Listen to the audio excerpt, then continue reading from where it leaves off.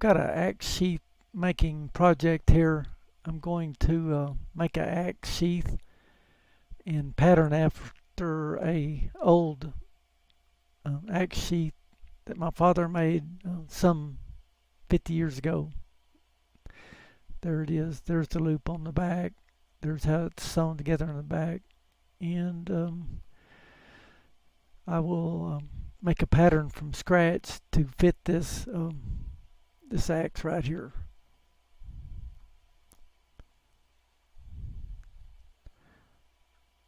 There's an older double bit axe. I just completed a sheath for it. Also made a video on that. Now I'm laying out my pattern the way I think it should be. Pencil on some brown paper, and I keep referring back to the old sheath to study how it's made. It's a unique design, somewhat simple, but at the same time you have to kind of study how it's made to duplicate it.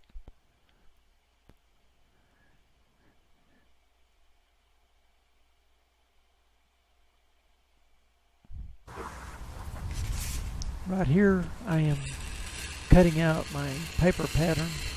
Spent a little time making a pencil drawing around the axe itself. I'm using a poundo board as a cutting surface. It's kind of a rubber mat. And then I'm using this leathercraft knife with the curved blade in it. That's what I use to cut out my patterns and as well as my leather.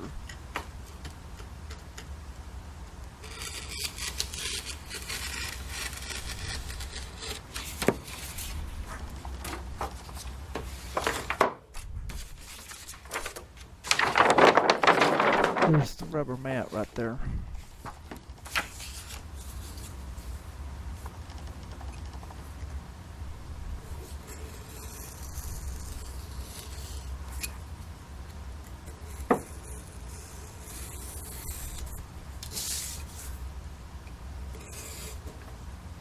With the pencil and a leathercraft knife like this, you can design all the patterns you can dream up.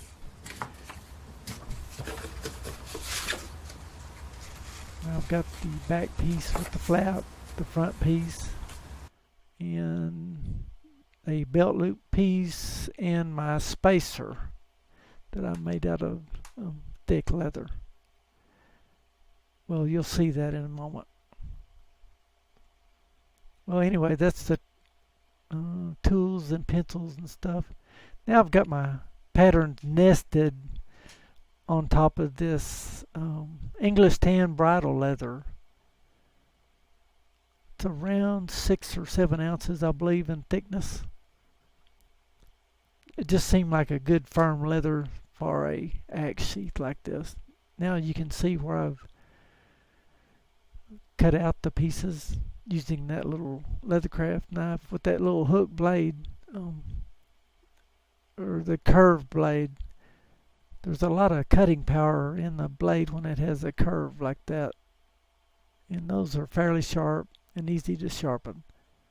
There's kind of where I started, just making a sketch, and now I'm kind of adjusting. I think at first I had the flap drawn too big, and I resized it a time or two to get it where it was about right.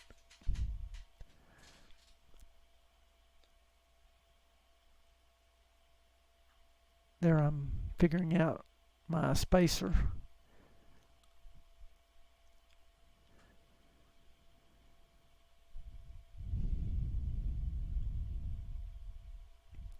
There's a piece of old leather under here, and I used that saddler's awl to punch holes where I would know where I want to cut that out and mark it on my back piece. Another look at the old axe sheath. Keep referring back to that just to review how it's made.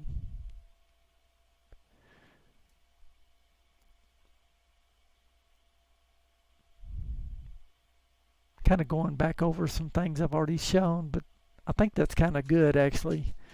Um, Review what you've done. There you can see where I've lightly marked on my pattern onto the leather. I've got the pieces cut out there. Now I've sewn the two pieces together in the back. I used a sewing machine. I wouldn't think twice about hand stitching this. You can do that in an expedient manner also. There's my harness stitcher. Sewed the top part of the loop first, and then now I'm securing the bottom portion. I use white polyester thread. It's size 346. Now I've riveted the bottom flaps with copper rivets, and I've glued my spacer front, middle, and back there. And now I'll sew this on my machine. I think I backed up about 3 stitches on the bottom part there and then went forward. I used a C.S. Osborne scratch compass to cut a groove in there and then stitch in the groove. Now it's time to edge the sheath. I wetted the sheath and kind of shaped it up a little bit, put a belt mock-up in the loop, and then put a tack in there to hold the flap down till it dries. There's a comparison of a father-son axe sheath some 50-something years later. Hope you enjoyed this video, and hopefully you picked up some tips on how to make your own axe sheath. I've shown you a little bit about pattern making and just slight amount of cutting out. Thanks for watching.